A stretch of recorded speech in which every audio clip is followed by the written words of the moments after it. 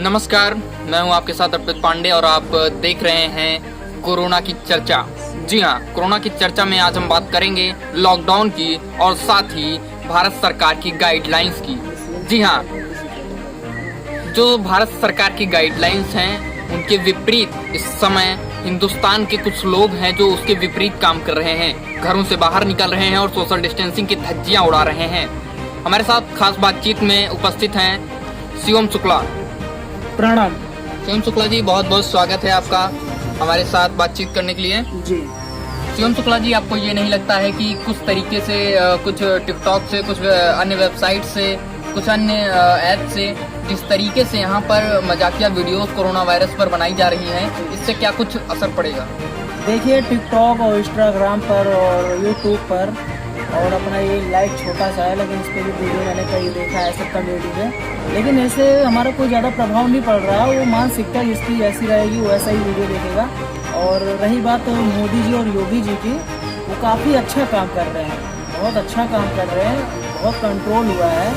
Italy जैसे स्थान पे इतने आदमी मरे हुए हैं, भारत तो उसके स्थान पर कुछ भी नहीं है। लेकिन जी शुक्ला जी, इटली महाशक्तियाँ जो हैं, संयुक्त राष्ट्र अमेरिका, और बात कर लें इटली की, तो इटली स्वास्थ्य सुविधा नंबर 1 पर मानी जाती है, लेकिन वहाँ पर भी उसने अपने हाथ खड़े कर दिए हैं और कोरोना वायरस से लड़ने के लिए सिर्फ सोशल डिस्टेंस बनाए रखना अभी इसका यही इलाज है। और आप यही करिए, अगर इससे आपको बचना है तो सोशल डिस्टेंस का पालन जरूर करिए। शिवम शुक्ला जी, जो भारत सरकार की गाइडलाइंस हैं, इसके जो है गाइडलाइंस को समझाने के लिए जिस तरीके से प्रधानमंत्री नरेंद्र मोदी बार बार संबोधन करके लोगों को जानकारी दे रहे हैं, और साथ ही साथ कुछ समाजसेवी भी ऐसे हैं निकलकर सामने आ रहे हैं जो कि इस समय जनता को जागरूक करने का काम कर रहे हैं।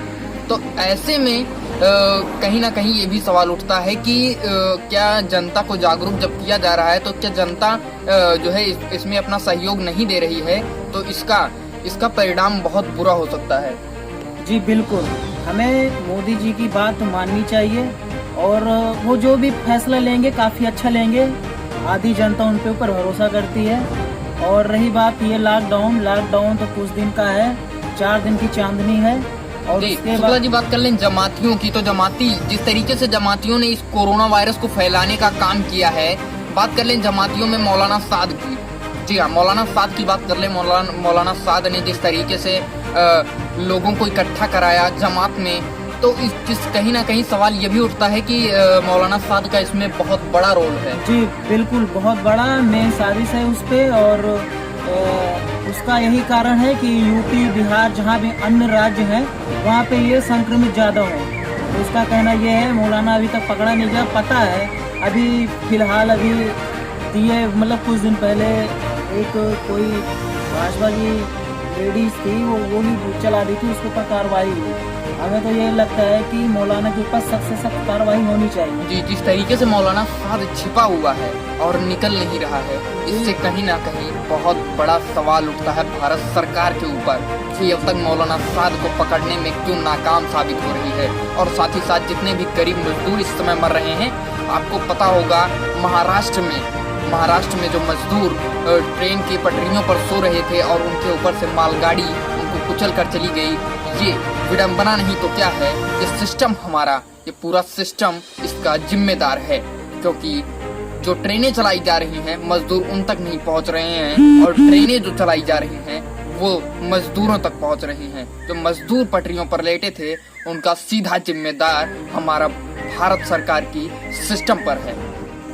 बहुत बहुत धन्यवाद शुक्ला जी हमारे साथ जुड़ने के लिए, और खास बातचीत में नए मुद्दे पर बात करेंगे हम आपसे। बहुत बहुत धन्यवाद।